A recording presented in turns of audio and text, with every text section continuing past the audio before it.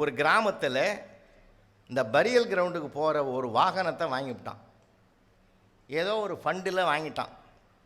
அந்த வாகனத்தை ஊராட்சி மன்ற தலைவர் கையில் வாழ்த்தி கொடுக்கணுன்னு அவரை கூப்பிட்டான். எது? இறந்தவனை எடுத்தும் போகிற வாகனம். அது சுடுகாட்டுக்கு போகிற வாகனத்தை வாங்கிவிட்டு அதை வாழ்த்தி கொடுக்கணுன்னு அவரோட சேர்ந்து வேறு இடத்துல நான் பேச போகும்போது என்னையும் கூட கூட்டி போனார்.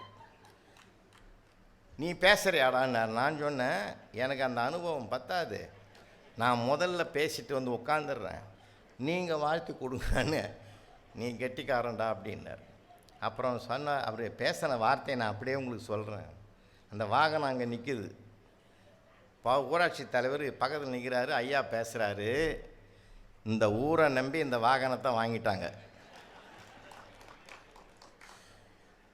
இதை எல்லாரும் பயன்படுத்துங்கன்னு சொன்னால் நல்லா இருக்காது. நீங்கள் பயன்படுத்தாமல் விட்டுட்டிங்கன்னா இது துரு பிடிச்சிடும்.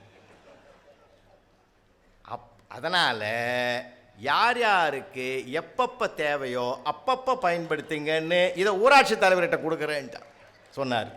என்ன பக்குவம் பார்த்தீங்களா? தமிழ்நாடு அரசு மக்கள் சிந்தனை பேரவை இணைந்து நடத்தும் எழுச்சிகரமான 20ஆம் ஆண்டு ஈரோடு புத்தக திருவிழா ஆகஸ்ட் 2 முதல் 13 வரை. இடம் சிக்கைய நாயக்கர் கல்லூரி மைதானம், ஈரோடு. அறிவு வேள்விக்கு அணி திரள்வோம், அறிவை பொது உடைமையாக்குவோம். அனைவரும் வருக.